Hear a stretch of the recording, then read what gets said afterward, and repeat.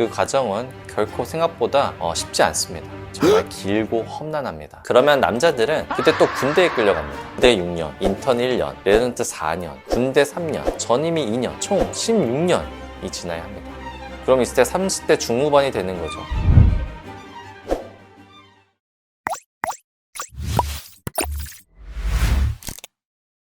Once in my life, I once eye clinic. 안녕하세요. 15년차 안과 전문의 백동원 원장입니다.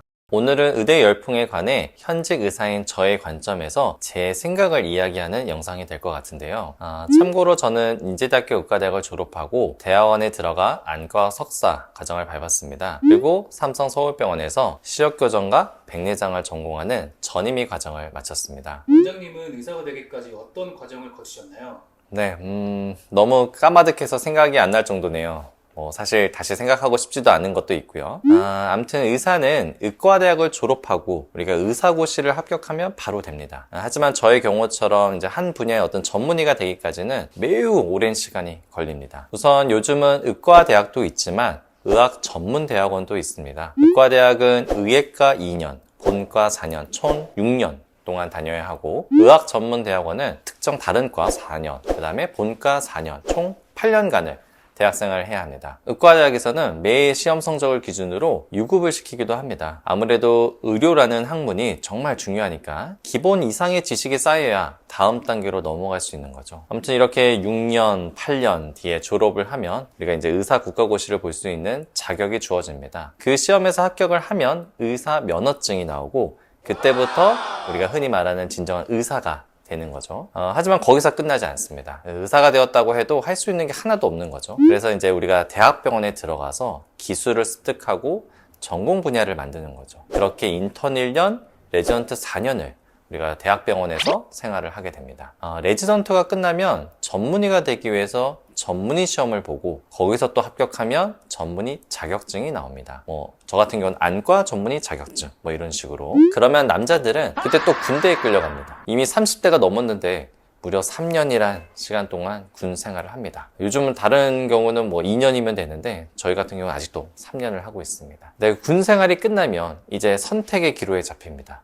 기업을 할 건지, 월급을 받는 페이덕터가 될 건지, 아니면 저처럼 다시 대학병원에 가서 추가적인 전문 분야를 더 전공할 건지를 정해야 합니다. 이제 제가 하고 있는 안과처럼 이제 수술을 주로 하는 과는 전문의가 되어도 우리가 이제 레지던트 과정 중에 충분한 수술 경험을 할 수 없기 때문에 추가로 더 전공을 해서 수술에 대한 술기를 배우려고 합니다. 만약에 이제 추가적인 전공 분야를 더 전공하면 그 과정을 저희가 펠로, 전임의 과정이라고 합니다. 그렇게 또 1년에서 3년이라는 시간이 흐릅니다. 그제서야 이제 우리가 한 세부 분야의 진정한 전문가가 되는 거죠. 그러면 아무리 빨라도 의대 6년, 인턴 1년, 레지던트 4년, 군대 3년, 전임의 2년, 총 16년이 지나야 합니다.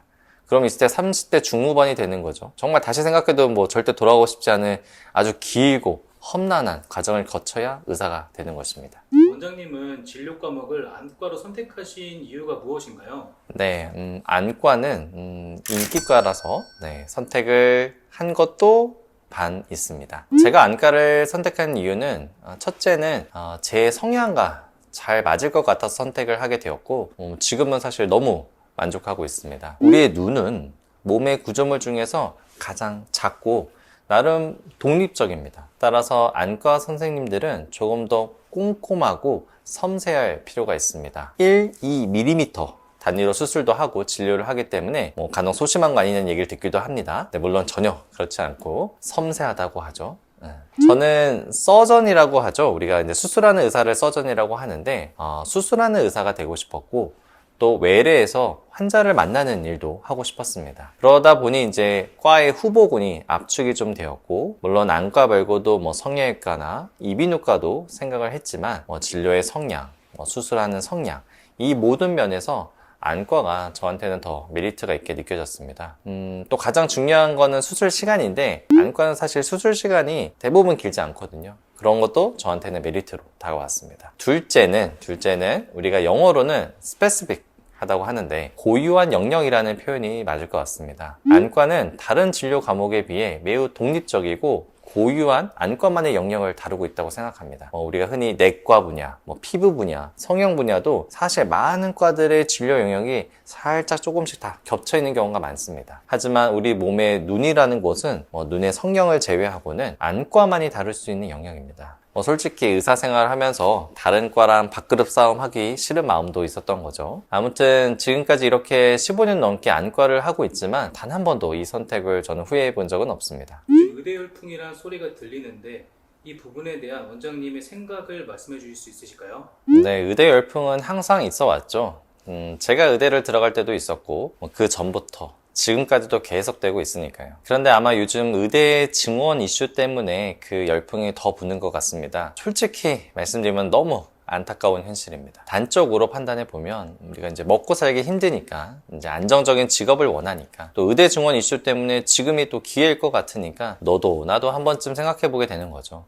저는 공부는 열심히 했지만 정말로 똑똑한 사람은 아니라고 생각을 합니다. 근데 의사는 정말 똑똑할 필요는 없습니다. 그냥 성실하고 책임감이 있으면 된다고 생각합니다. 정말 똑똑한 사람은 우리나라의 미래를 위해 이공계를 가거나 뭔가 창의적이고 발전적인 일을 해야 한다 생각합니다. 그런데 현실은 요즘은 1등부터 다 의대만 가려고 합니다. 예전에는 우리가 수능 점수 커트라인 상위권 발표하는 걸 보면은 상위권 순위 항상 서울대, 공대 이런 게 있었잖아요. 근데 최근 몇 년 사이에는 다 의대밖에 보이지 않습니다. 그런데 이제 우리가 의대 증원이 된다고 하면 글쎄요, 지금 잘 다니고 있는 공대, 자연대 학생들조차도 마음이 흔들리지 않을까요?